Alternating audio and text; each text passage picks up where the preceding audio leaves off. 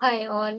या भागामध्ये आपण कॅपिटल, लोन, गिव्हन टेकन झालं तर फायनान्शियल्स वरती म्हणजे balance sheet, profit and loss account वर कशा इफेक्ट होतात किंवा त्याच्यावरती जर इंटरेस्ट पेएबल, रिसिवेबल असेल तर त्याचाही बॅलन्स शीट फायनान्शियल्स वरती कसा इफेक्ट होतो ते समजून घेऊया. First entry, loan given to employees. आता लोन गिव्हन, एम्प्लॉईला आपण लोन दिलंय. एम्प्लॉईला आपण लोन दिलं म्हणजे इन फ्युचर आपल्याला कधी ना कधी ते पैसे भेटणार आहे. म्हणजे काय झालं थोडक्यामध्ये, हे लोन जे आपण दिलं ही आपली ऍसेट झाली, कारण ती आपल्याला इन फ्युचर ही रिअलाइज होणार आणि कॅश इनफ्लो त्यातून जनरेट होणार आहे, म्हणजे कॅश आपल्याकडे येणार आहे. आता इफेक्ट समजून घ्या, त्याचे इफेक्ट कसे कसे होतात. तर लोन गिव्हन म्हटल्यावरती आपण ज्या व्यक्तीला दिलंय त्याच्याकडून आपल्याला इन फ्युचर येणार आहे. मग debit the receiver, personal account, आपण कुठल्या तरी व्यक्तीलाच देतो लोन, तर मग लोन दिलंय त्या व्यक्तीला तर पर्सनल ती एक झाली पर्सनल तिचं अकाउंट. आणि पर्सनल अकाउंटचा रूल आपल्याला काय सांगतो, डेबिट द रिसिव्हर.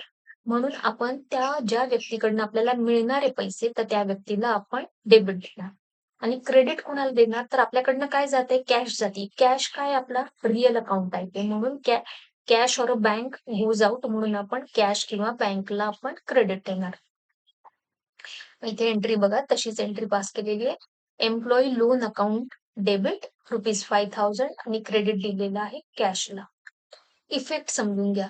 आता तुमचे इफेक्ट काय येणार, बॅलन्स शीटला तुमच्या under that assets, under that current assets आणि त्याच्या अंडर लोन्स अँड ऍडव्हान्सेस एक नवीन ग्रुप असेल आणि त्यामध्ये तुमचं employee loan given to employees, मग त्याच्या अंडर त्या व्यक्तीचं नाव, त्या पर्सनची नाव असतील. असा तुमचा फर्स्ट इफेक्ट हा ऍसेट्सला येईल बॅलन्स शीट मध्ये. ह्या केसमध्ये तुमच्या ऍसेट्स या वाढतील. सेकंड इफेक्ट लक्षात घ्या, तुमच्या ऍसेट्स मध्ये under that current assets, under that cash and bank balances जे असतील ते कमी होतील, कारण का तुमच्याकडनं आता आता या स्टेजला इनिशियली कॅश आउटफ्लो झालेला आहे. म्हणजे ऍसेट थोड्या इन्क्रीज होतील आणि ऍसेट थोड्या डिक्रीज होतील. ह्या केसमध्ये प्रॉफिट अँड लॉस अकाउंटला कुठलाही इफेक्ट जाणार नाही. नेक्स्ट एंट्री बघूया, लोन टेकन फ्रॉम फ्रेंड. आता एक्झॅक्टली अपोजिट वरच्या एंट्रीशी झालेलं आहे ट्रान्झॅक्शन. आपण ह्या केसमध्ये लोन घेतलेलं आहे. आपण लोन घेतलं म्हणजे काय झालेलं आहे, आपल्याला आपल्याकडे कॅश इनफ्लो आलेला आहे, पण इन फ्युचर आपल्याला कधी ना कधी त्या व्यक्तीला द्यावंच लागणार आहे. म्हणजे ती व्यक्ती काय झाली, आपली क्रेडिटर झाली किंवा आपली लायबिलिटी झाली किंवा आपलं ऑब्लिगेशन झालं. मग आता कॅश आपल्याकडे आलीये या केसमध्ये. तर पहिल्यांदा आलीये तर म्हटल्यावरती कॅश आली. कॅश हे आहे real type account, so debit what comes in, या रूल प्रमाणे आपण कॅशला डेबिट दिलं. पण इन फ्युचर कोणाला ना कोणाला त्या व्यक्तीला आपल्याला देणं आहे. मग ती व्यक्ती आहे पर्सनल अकाउंट टाईप, म्हणून पर्सनल अकाउंटचा रूल सांगतो क्रेडिट द गिफ्ट, म्हणून त्या व्यक्तीला आपण फ्रेंड्स लोन अकाउंट म्हणून क्रेडिट करतो. एंट्री बघा, डेबिट कॅश ₹10,000 आणि credit friends loan account ₹10,000.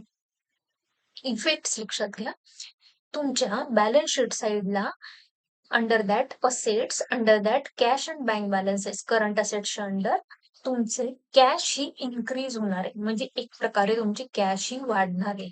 Second effect, balance शीटला liability साइडला इन फ्युचर त्या व्यक्तीला, त्या फ्रेंडला तुम्हाला पैसे रिपेमेंट करायचे, म्हणून तुमची ऑटोमॅटिकली करंट लायबिलिटीज किंवा लोन्स पेएबलचा बॅलन्स हा तुमचा वाढणार आहे. म्हणजे एक प्रकारे ऍसेट वाढणार आहे, एक प्रकारे लायबिलिटी वाढणार आहे.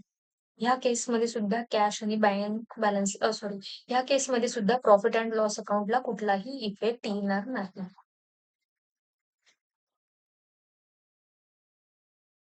थर्ड ट्रान्झॅक्शन बघा, इंटरेस्ट ऑन लोन पेड, म्हणजे जे लोन आपण फ्रेंड कडनं घेतलं होतं त्याच्यावरती आपण इंटरेस्ट पेड केलाय.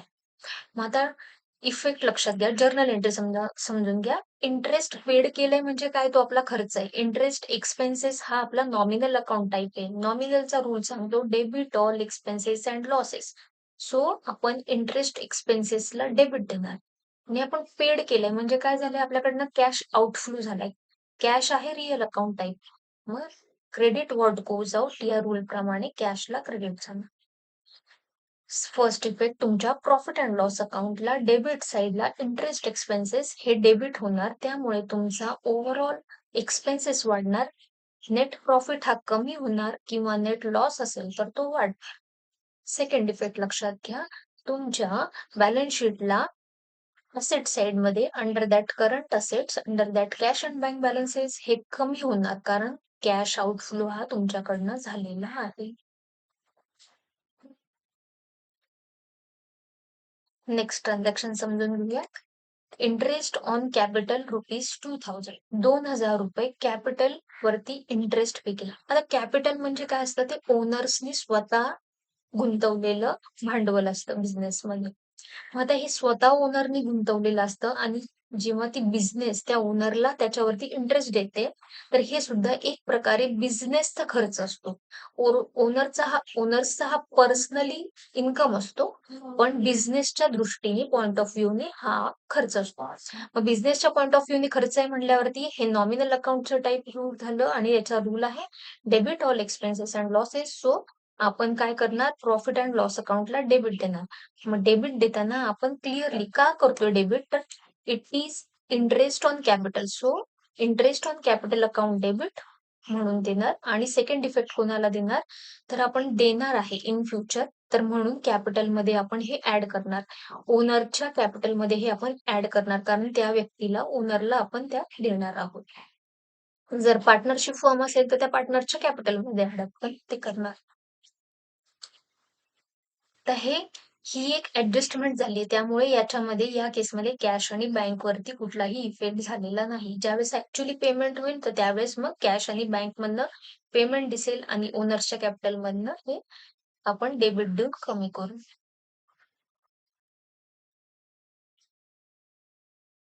नेक्स्ट एंट्री बघू. Interest on drawing ₹500. ₹500 हे ड्रॉइंग्स वरती इंटरेस्ट म्हणून चार्ज केले. आता हे ड्रॉइंग्स म्हणजे काय असतं, ओनरनी त्याच्या विड्रॉवल केलेलं असतं बिझनेस मधनं किंवा कॅपिटल विड्रॉवल असतं. मग हे विड्रॉवल जे आहे ना, हा आपल्या बिझनेस मधनं काढून घेतलेला आहे म्हटल्यावरती तो जो ड्रॉइंग्स वरचा इंटरेस्ट असतो हा बिझनेसचा इन्कम असतो. एक्झॅक्टली अपोजिट, जसं कॅपिटल इंट्रोड्यूस केलं म्हणून त्याच्यावरती इंटरेस्ट चार्ज केला आणि एक्सपेन्सेस म्हणून बुक केला, एक्झॅक्टली अपोजिट त्याच्या ड्रॉइंग्स म्हणजे काढून घेतलं, विड्रॉवल केली आणि मग त्याच्यावरती इंटरेस्ट चार्ज केला म्हणून ते बिझनेसचं इन्कम झालं. मग वरची जी होती इंटरेस्ट ऑन कॅपिटलची, त्याच्या एक्झॅक्टली अपोजिट एंट्री ही इंटरेस्ट ऑन ड्रॉइंग्सची असते. एंट्री बघूया.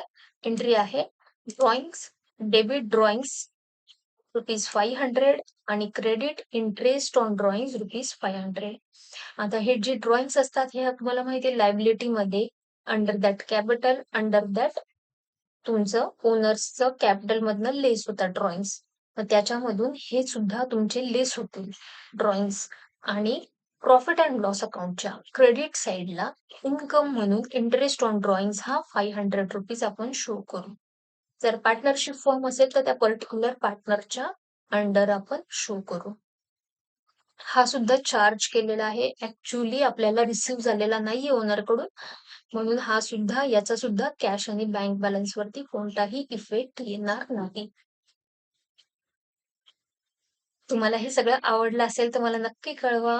चॅनलला सबस्क्राईब करा. कमेंट मध्ये मला तुम्हाला कोणती अकाउंटिंगची कन्सेप्ट नवीन हवी असेल तर कळवा. मी तो नेक्स्ट व्हिडिओ त्याच्यावरती बनवेल. Thank you.